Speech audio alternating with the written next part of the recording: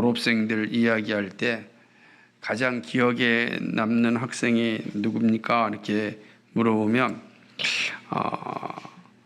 속썩인 학생이라 이렇게 이야기를 종종 합니다.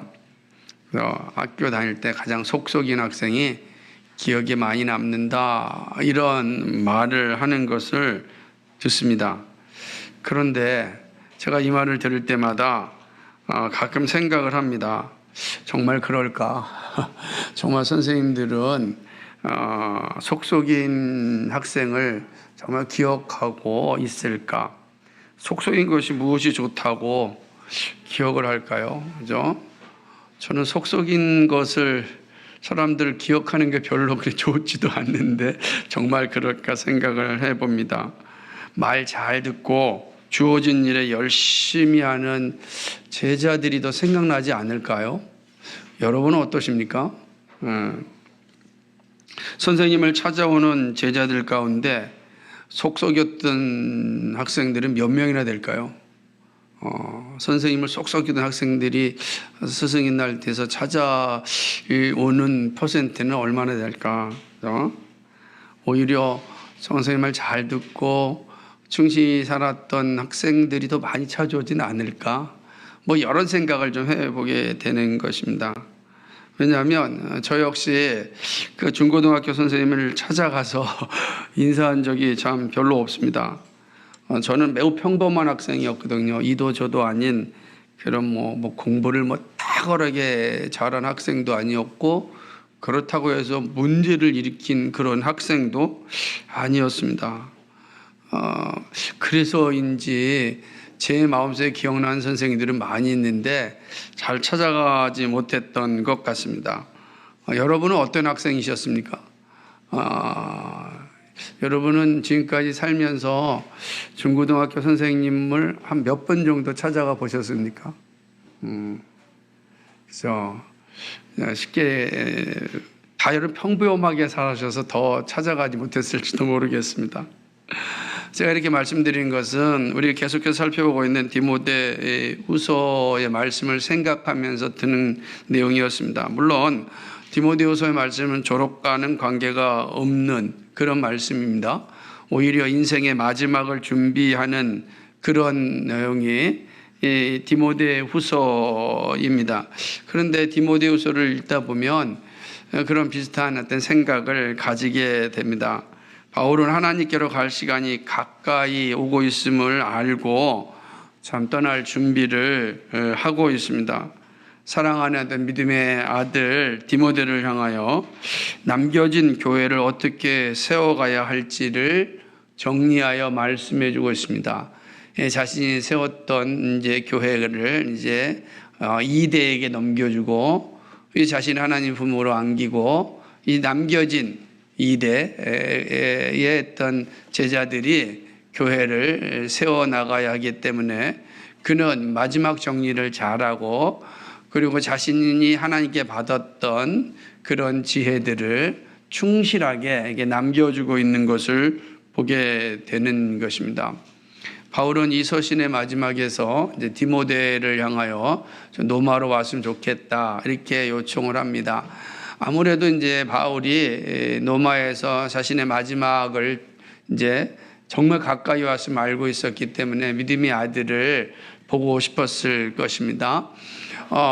그러나 또 한 가지는 바울이 단순히 보고 싶은 것을 끝나지 않고 앞으로 남겨질 디모데에게 교회를 어떻게 세워가야 할지를 마지막으로 전해주고 싶은 그런 마음이 있었다. 오늘 본문을 보면 그런 것을 보게 됩니다. 우리가 앞에 살펴봤던 것처럼 함께 동역하였던 사람들 가운데 데마라고 하는 사람은 세상으로 가버렸습니다. 참 속상하죠.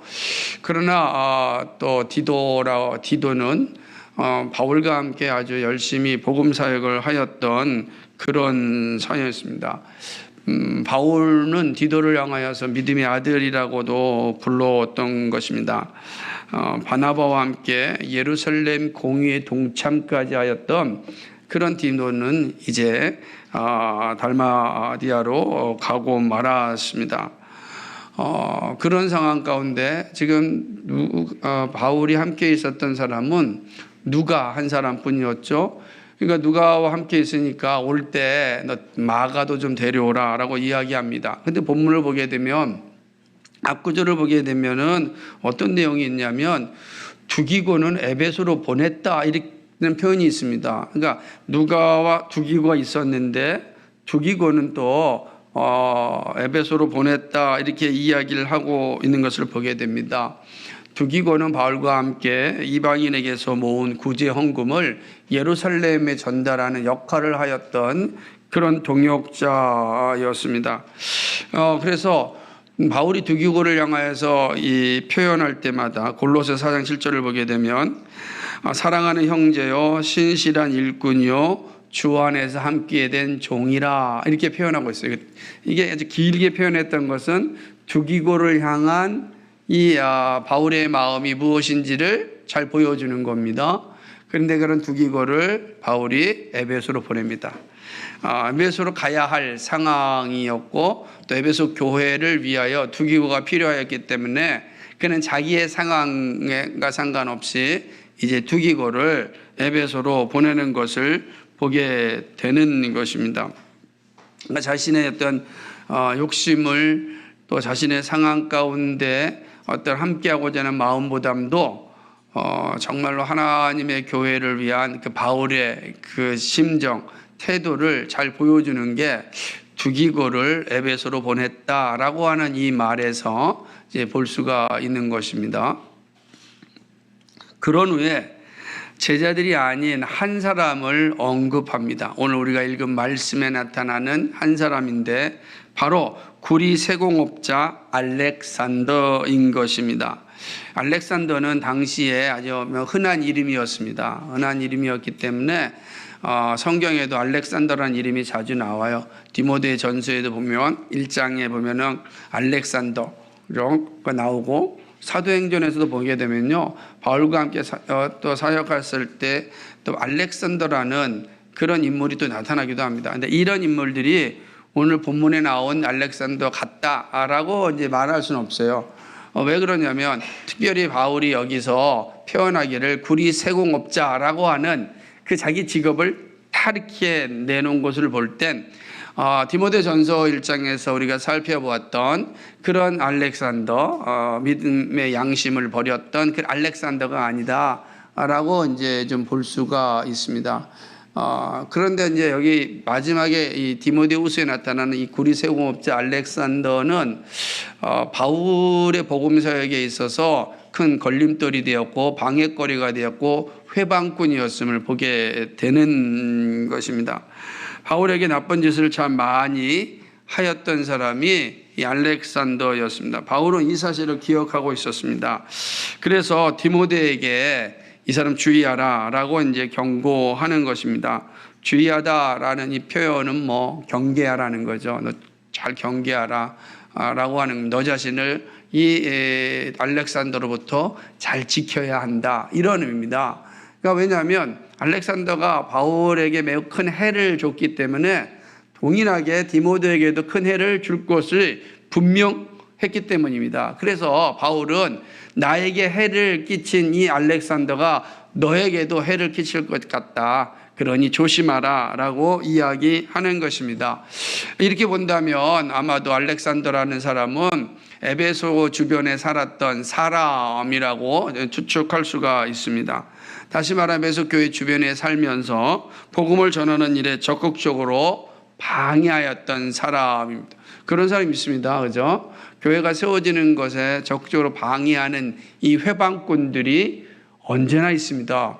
근데 그 대표적인 사람이로 바로 구리 세공업자 알렉산더를 지금 바울이 지목하고 있는 것입니다. 특별히 이 알렉산더는 바울이 전하는 말씀을 대적하였습니다. 이 말이라고 하는 게 로고스란 말이에요. 헬라어로 로고스니까 우리의 로고스는 말씀이고 또 그리스도를 의미할 수가 있기 때문에 그러니까 바울이 전하는 복음, 바울이 전하는 그리스도, 바울이 전하는 그 진리를 아주 방해하는 인물이었어요. 특별히 뭐라고 이야기하냐면 그가 많은 해를 나한테 입혔다라고 이야기하고 있는 겁니다. 그러니까 적극적으로 바울을 회방하였던 사람이 바로 알렉산더였습니다. 그런데 바울을 보게 되면 이 알렉산더의 행위에 대하여서 바울이 어떤 태도를 취하냐면 그에게 무력으로 또 혹은 다른 방법을 통하여서 이 알렉산더를 물리치려고 하지 않았던 것입니다. 그는 모든 것을 하나님께 맡기고 하나님께서 갚아주실 것임을 믿었습니다. 사실은 하나님께 맡기는 게 정말 편하거든요. 내가 어떤 거 하려고 그러면 좀 어려워요. 힘들고 스트레스 많이 쌓이고. 근데 하나님께 맡기는 게 참 편한데 우리의 탐욕과 우리의 어떤 무지함이 하나님께 맡기는 것보다도 내가 하고자 하는 그런 것들이 많이 있습니다. 근데 이제 바울은 이 그리스 영업자 알렉산더를 향하여서 하나님께 맡기는 것을 보게 됩니다. 말하기를 그 행한 대로 하나님께서 그에게 갚으실 것이다 라고 이야기합니다. 다만 디모데야 너는 그를 경계하라는 겁니다. 그에게 해를 끼치지 말고 그에게 이는 이로 눈은 눈으로 갚지 말고 네가 할 일은 하나님께 맡기고 조심할 뿐이다 라고 하는 것이죠. 그런 후에 바울은 자신이 재판을 받고 있을 때의 상황을 이야기합니다. 재판을 받을 때 아무도 자신 앞에 없었다라고 이야기하는 겁니다. 뒤에 가서 잠시 살펴보겠지만 재판을 받을 때 자신 앞에 아무도 없었다라고 하는 것은 재판장에서 자신을 변호해 줘야 할 증인들이 하나도 없었고 오로지 바울 혼자만 그 재판받는 자리에 서 있었다라는 의미가 되는 것입니다. 바울은 3번이나 재판을 받습니다. 한 번은 이스라엘에 있는 가이사라에서 재판을 받았고 두 번째로는 로마에서 재판을 받았고 그리고 마지막 3번째도 로마에서 받습니다. 그러니까 총 3번의 재판 자리에 서 있었습니다. 그는 오늘 이제 이 말씀이 그러면 본면에 보면은 내가 16절에 보면은 내가 처음 변명할 때 이 표현 때문에 혹시 이것이 가이사라에서 받았던 첫 번째 재판이 아닌가 생각할 수 있는데 그렇게 볼 수는 없습니다. 왜냐하면 이 말씀을 전하고 있는 게 이제 로마이기 때문에 로마에서 재판을 받았을 것이다. 그런 두 번째 재판이었나 세 번째 재판이었나 여러 학자들이 이 문제를 가지고 고민하고 있는데 저는 이제 세 번째 마지막 재판이라고 생각을 합니다. 그의 서신도 마지막이고 마지막 재판의 자리에 서서 그가 이제 최후의 변론을 하는 장면이 아니겠는가. 그 이후에 이제 바울은 순교를 당하게 되는 것입니다. 그래서 이런 말씀을 이제 보면서 그는 이 마지막 3번째 재판은 네로 황제가 이제 거의 재판관이 되어서 판결하는 그런 자리라고 이제 볼 수가 있습니다. 참 끔찍한 시대에 바울이 재판을 받았고 그리고 불의한 재판에 의하여서 순교를 당한 그런 장면이 오늘 이제 이 모습이라고 할 수 있습니다. 바울은 재판이 진행되는 동안에 그 동료들이 떠났습니다. 자신을 도와줘야 할 사람들이 없는 것이죠. 사실은 생각해 보면 이해도 됩니다. 여러분 감옥에 갇힌 사형수에게 무슨 소망이 있겠습니까? 그죠? 아무 소망이 없는 그 사람 옆에 있다라는 건 결국 자기에게 해만 되지 도움이 되지 않잖아요.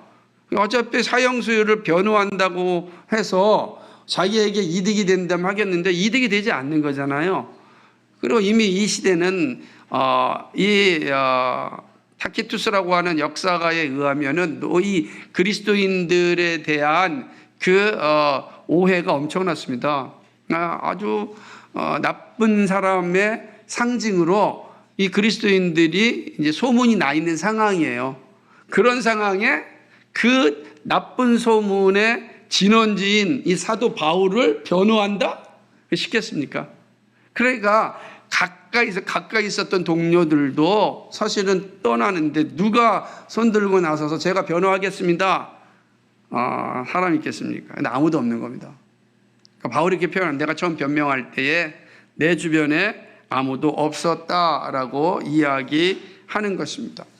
이쯤 되면은 열받지 않겠습니까? 우리식으로 생각하면 속상하고 내가 그렇게 믿었는데 진짜 나쁜 놈들이네 막 분노가 일어나고 그게 일반적인 모습일 수 있습니다. 그런데 바울의 모습에서는 그런 모습이 보이지 않습니다. 무엇이라고 이야기하냐면 16절 하반절에 보면은 그들에게 허물을 돌리지 말라라고 이야기하는 겁니다. 그들을 향하여서 비판하거나 비난하지 말라라고 이제 이야기하는 것입니다. 예수님을 충성스럽게 따랐던 제자들이 결국은 예수님이 십자가에 못 박히자 그들은 예수님을 등지고 다 도망치지 않습니까?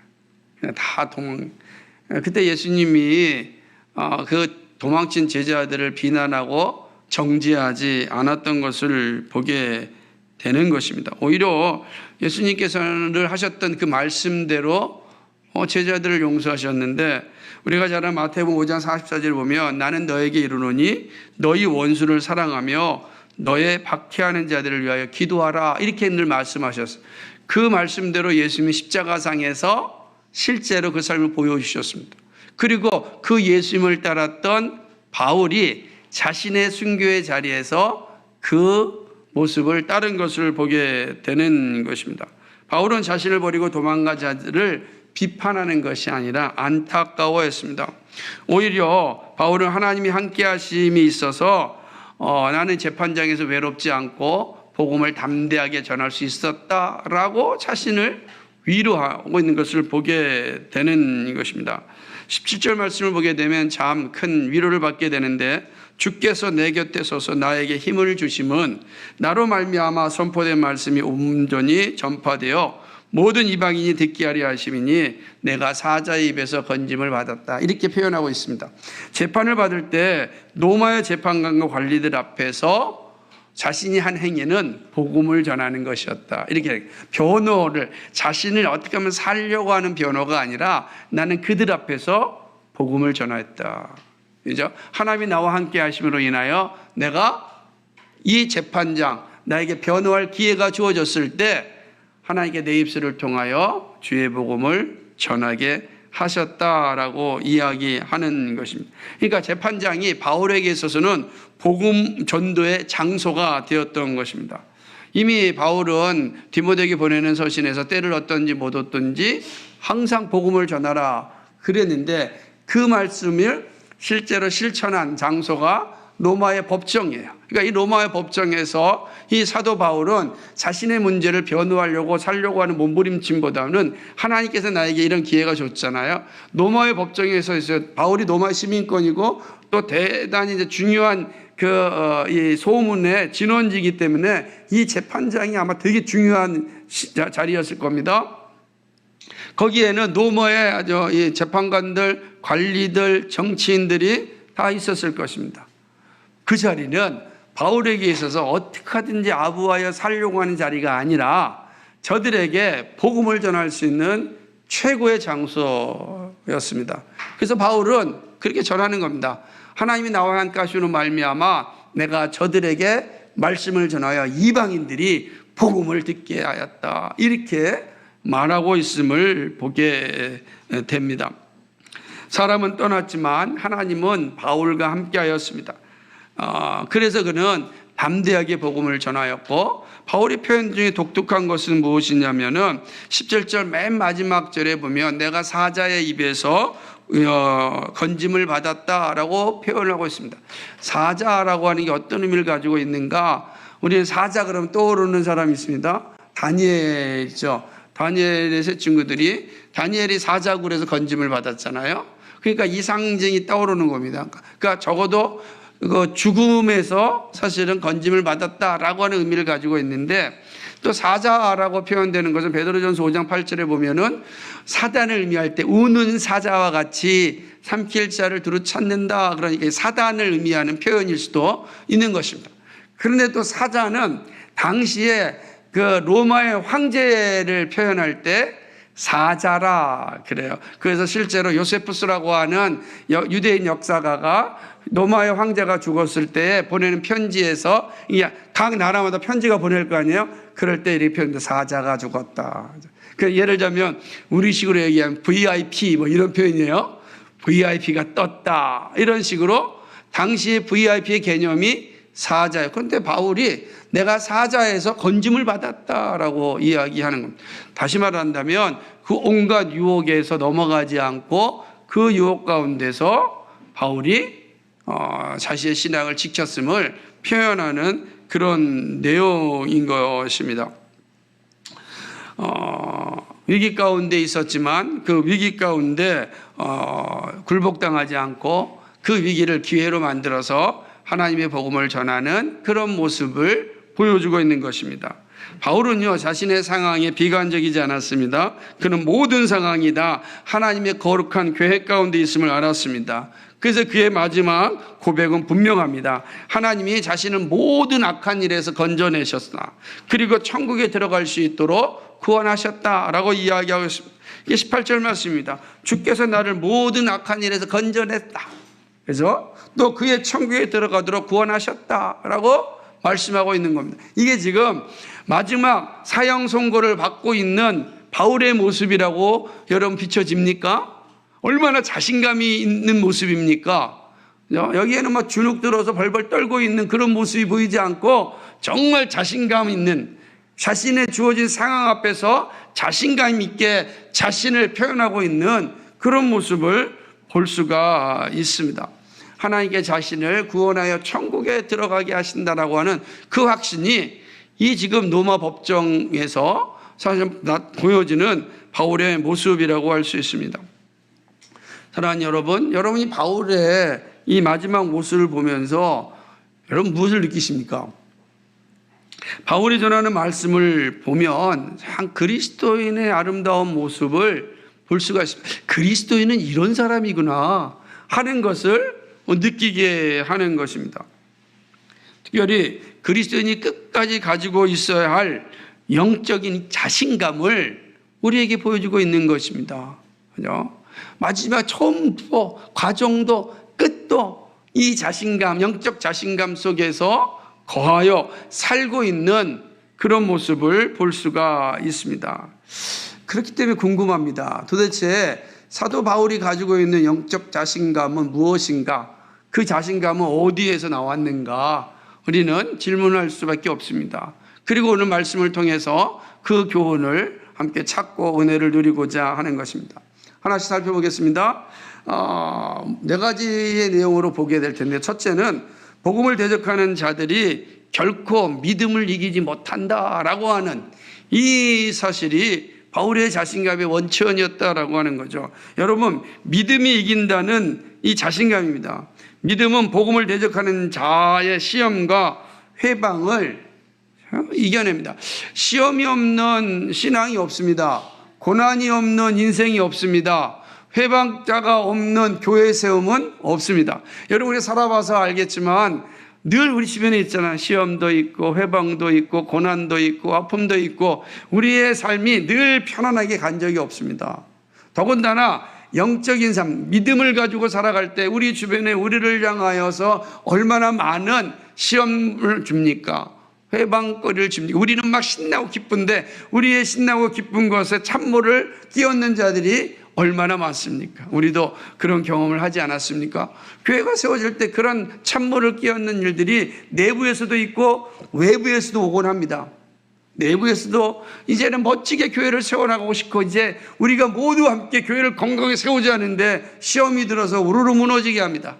멋지게 교회를 세워나가서 이제 지역을 위하여 하나님의 나라를 멋지게 사용하려고 하는데 밖에서 회방거리가 되어서 우리의 기쁨을 죽여버리게 하는 일들이 정말 많습니다. 바울은 수없이 그것을 경험하였습니다.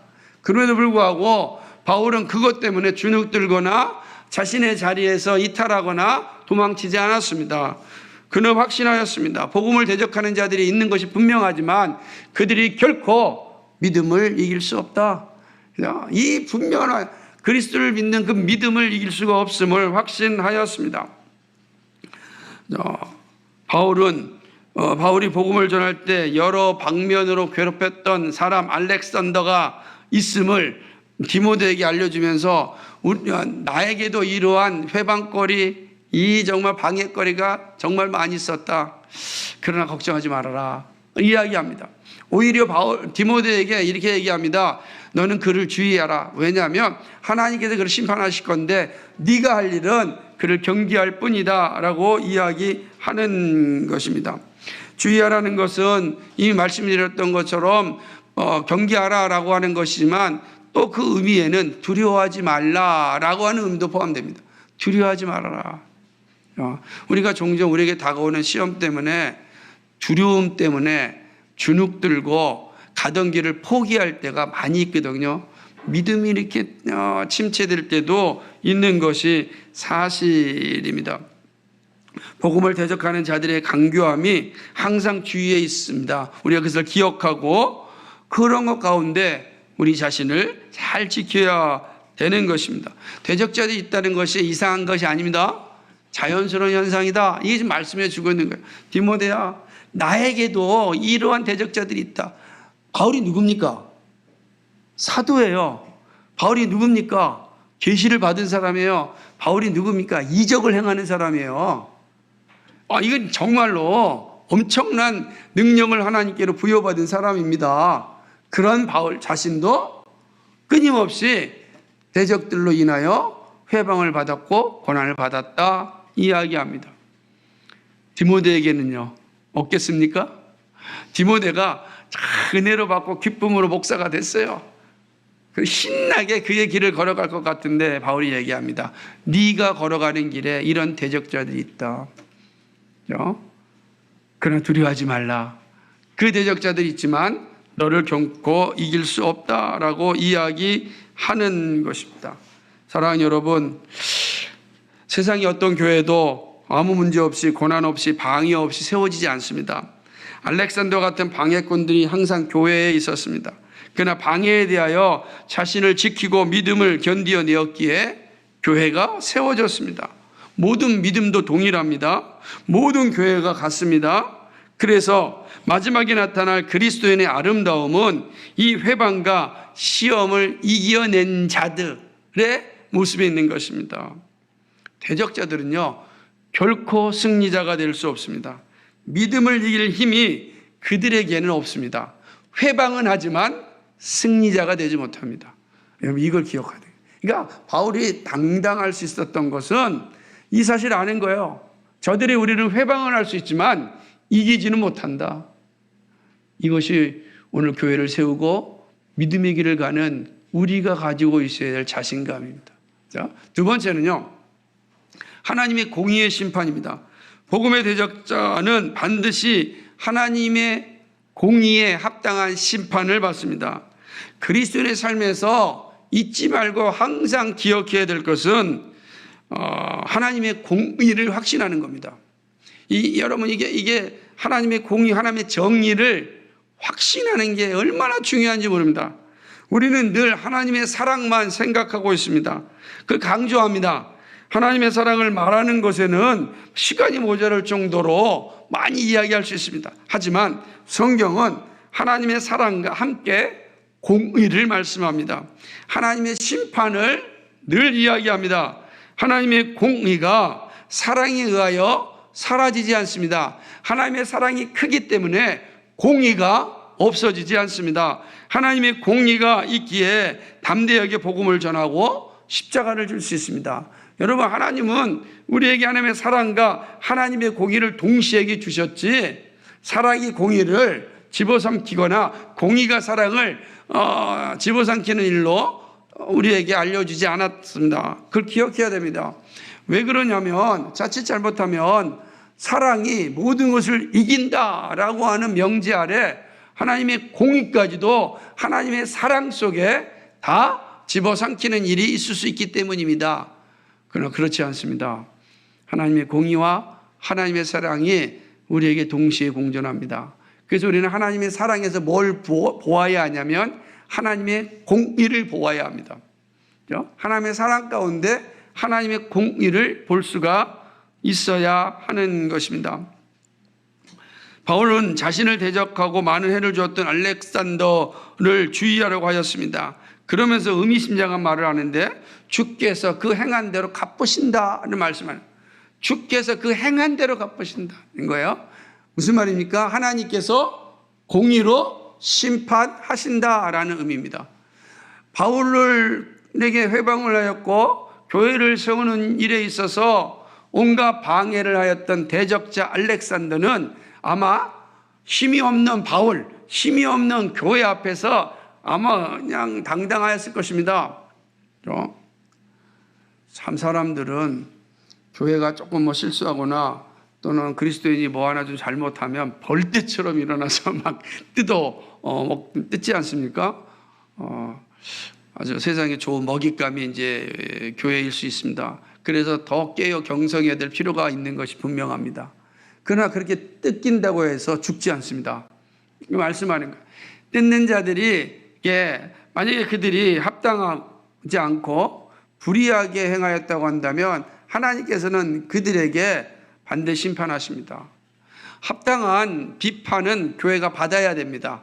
정당한 지적은 수용해야 됩니다. 그러나 불의하고 부정직하고 그리고 대적하는 일에 대해서는 하나님이 심판하십니다. 반드시 심판하십니다. 그러므로 우리를 향하여서 참으로 험담하거나 우리를 향하여 모욕하는 자들, 그들은 이 땅에서 아주 의기양양하게 잠시는 살 수 있을지 모르지만 반드시 하나님의 심판대 앞에 서게 되는 것을 기억하셔야 됩니다. 바울은 모든 것을 하나님의 손에 의지하였습니다. 이것이 가능한 것은 그는 누구보다도 하나님의 공의를 확신하였기 때문입니다. 바울은 로마 교회에 보내는 편지에서 이 사실을 알려주었습니다. 로마서 12장 19절에 보면 내 사랑하는 자들아 너희가 친히 원수를 갚지 말고 하나님의 진노하심에 맡기라. 기록되었을 때 원수 갚는 것이 내게 있으니 내가 갚으리라 주께서 말씀하셨느니라. 그렇습니다. 친히 원수를 갚지 말고 하나님의 진노하심에 맡겨라. 원수 갚는 것이 내게 있다. 주님 말씀하신 겁니다. 그러니까 하나님께서 그 원수를 향하여 분명하게 심판하신다라고 이야기하는 것입니다. 그러므로 우리는 손으로 악을 이기는 훈련을 잘해야 됩니다. 지금 바울이 그걸 보여주는 겁니다. 손으로 악을 이기는 그 모습이 알렉산더를 향한 바울의 모습에서 볼 수가 있습니다.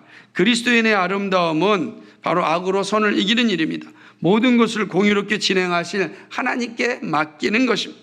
그리스도인은 악인의 잘되는 것을 부러워하지 않습니다. 그 이유는 이들이 받을 심판을 알기 때문입니다. 악인들이 잘 되죠. 그래서 악인들이 권력을 가졌다고 생각해 보십시오. 악인들이 돈을 가지고 있다고 생각해 보십시오. 악인들이 지식을 가지고 있다고 생각해 보십시오. 악한 일을 만드는데 아마 최고의 선수들이 되었을 것입니다. 그들은 선한 일을 즐거워하지 않습니다. 그러면 그걸 보는 우리들은 얼마나 속상하겠습니까? 선하게 사는 입장에서 볼 때 저 악한 자들이 잘 되는 걸 보면 부럽지 않겠습니까? 그런데 바울은 이야기합니다. 부러워할 것이 전혀 아닌 것입니다. 왜 그러냐면 저들이 불의한 자들이 잠시 후면 받을 심판을 알기 때문입니다. 하나님의 심판을 확신하는 사람들은 이 땅에서 살아가는 삶의 모습이 전혀 다릅니다. 이것이 그리스도인이 가지고 있는 자신감인 것입니다.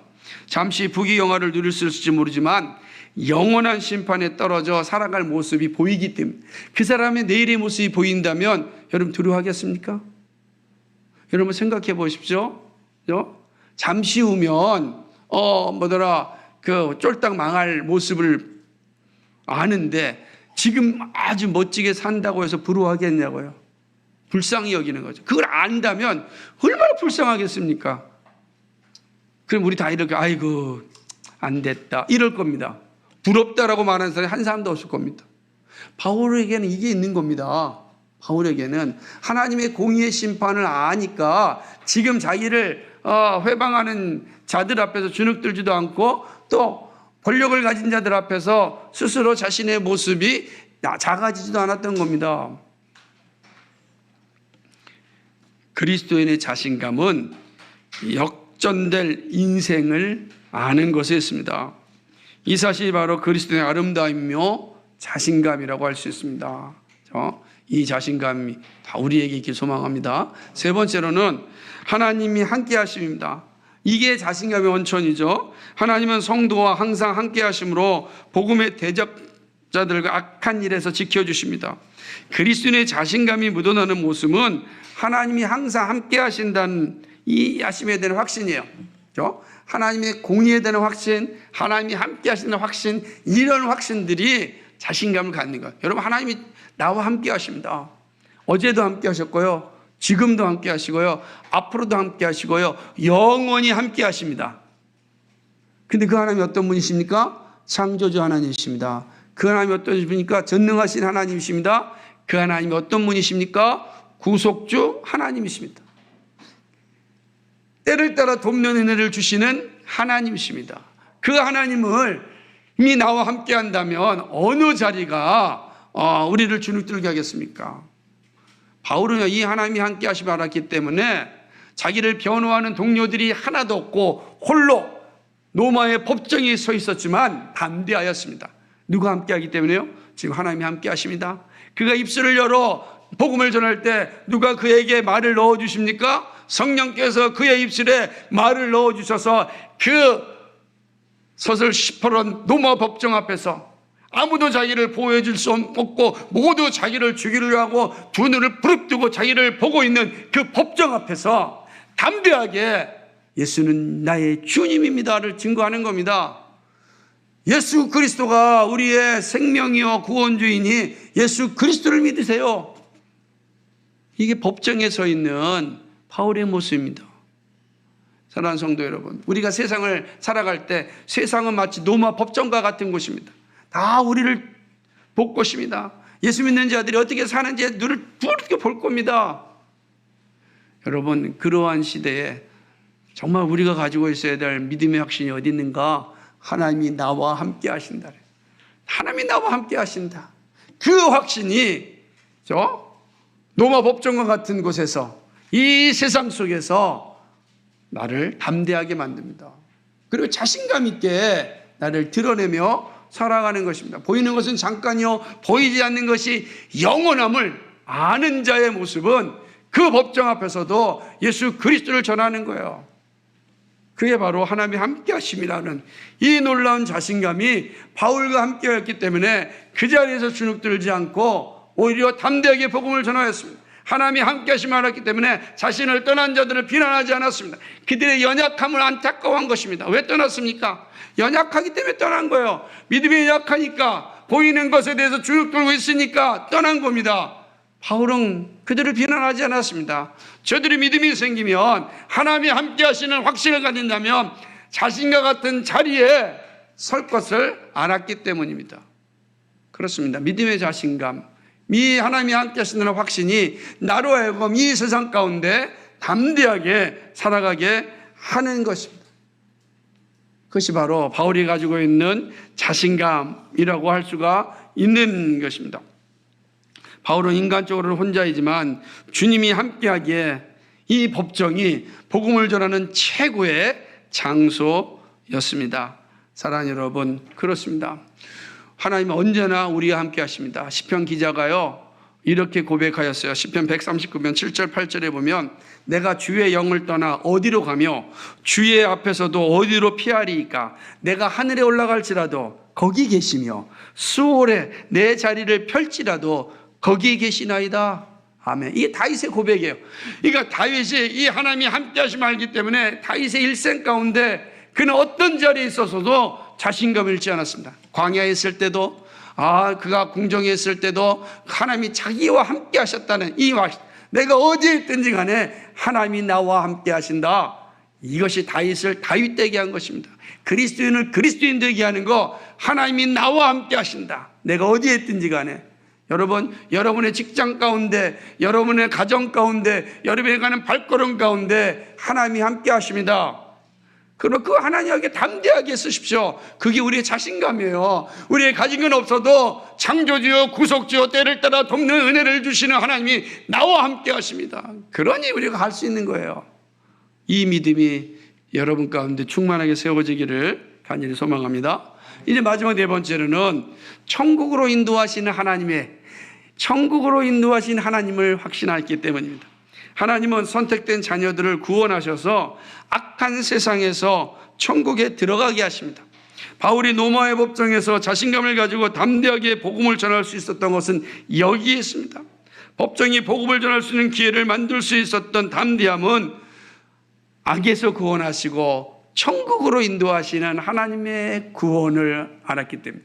여러분, 지금 그 법정이요, 선고를 받는 거예요. 사형 선고를 받는 거예요. 사형 선고, 그럼 뭐예요? 어떤 의미입니까? 이 땅에서 모든 것이 끝나는 거예요. 삶이 끝나는 거예요. 얼마나 허망합니까? 그런데 바울은 그 자리가 환희의 장소였고 복음을 전하는 최적의 장소였어요. 왜 그렇죠? 그 자리가 끝나는 것이 아니라 천국으로 들어가는 문이기 때문입니다. 천국으로 들어가는 문이에요. 여러분, 같은 자리에 서 있어도 다르게 볼 수 있어야 합니다. 그리스도인의 자신감은 어떤 자리에 서 있어도 그 자리가 천국으로 들어가는 문임을 알아야 되는 겁니다. 바울은 그렇게 얘기합니다. 주께서 나를 악에서 건져내시고 천국으로 구원하신다고 이야기하고 있는 것입니다. 그의 천국에 들어가도록 구원하신다, 이렇게 말씀하고 있습니다. 믿음으로 사는 자신감은 하나님이 구원에 있습니다. 우리가 천국에 들어갈 수 있는 길은 구원받아야 합니다. 그런데 구원은 우리의 능력으로 받을 수가 없는 것입니다. 오직 하나님의 은혜로 말미암아 믿음으로 얻습니다. 하나님의 은혜가 의롭게 되고 의롭게 하고 모든 악에서 건지시는 거룩함을 살게 합니다. 그게 은혜야. 바울은 주님의 은혜를 받아 알았습니다. 천국으로 인도하신다는 확신을 가졌습니다. 그러기에 자신 있는 장소에서 담대하였습니다. 보이는 현실이 조금 어렵다고 절망할 이유가 없는 이유는 주께서 우리를 천국에 들어가도록 인도하시는 곳이기 때문입니다. 사랑하는 여러분, 이 믿음이 얼마나 우리를 강하고 담대하게 하는지 몰라요. 오늘 나의 삶이 어떤 장소, 어떤 환경이 있든지 그게 환경이 중요한 것이 아니라 그 환경 가운데 나와 함께 하신 하나님께서 그 환경 가운데 악에 굴복당하지 않게 하시고 악에서 건져내실 뿐만 아니라 건져내심으로 끝나는 것이 아니라 나로 말미암아 구원을 주셔서 천국으로 인도하신다는 거예요. 하나님의 자녀는요, 이 믿음을 가지고 있는 거예요. 주께서 나를 천국으로 인도하시도록 구원하셨구나. 그러면 우리의 주어지는 환경이 다르게 보입니다. 비록 그 환경이 어렵고 힘든 상황이 있을 수 있을지라도 절망의 장소가 아니라는 겁니다. 그 장소가 하나님의 구원의 장소요, 천국을 소망하는 영광의 장소가 되는다는 사실입니다. 천국으로 인도하시는 하나님이 오늘도 우리와 함께 하십니다. 보이는 것이 전부가 아님을 기억하셔야 합니다. 여러분으로 모든 악에서 구원하시고 천국으로 들어갈수록 구원하시는 하나님을 기억하시기 바랍니다. 사랑하는 여러분, 이런 자신감을 가지시고 세상에서 살아갈 수 있어야 됩니다. 내게 하는 모든 것들이 그 영광의 나라, 그죠? 천국으로 인도하시는 하나님의 구원, 그죠? 그 은혜를 누리는 것이구나. 이 자신감이 있으니까 바울은 마지막 순간에도 담대하였던 것입니다. 예수 믿는 담대함이 여기 있는 거예요. 멋지지 않습니까? 그리스도의 멋 아닙니까? 그리스도의 멋이에요. 예? 그리스도의 멋은 여기에 있는 거예요. 이 자신감에 있는 겁니다. 말씀을 맺겠습니다. 바울이 보여주고 있는 신앙의 자신감을 보았습니다.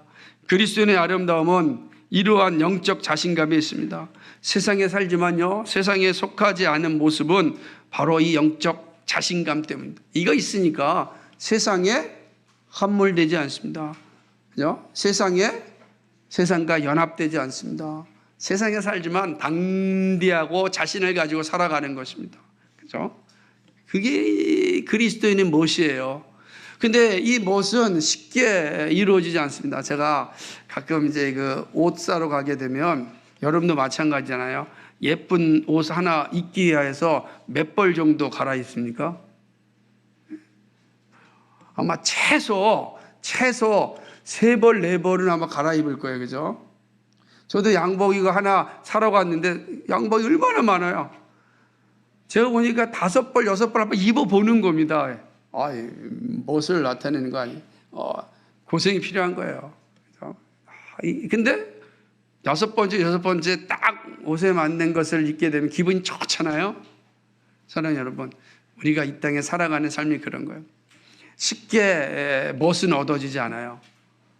고난과 어려움과 회방이 있지만 그걸 이겨낸 자에게 그 멋을 누릴 수 있는 자격이 주어집니다.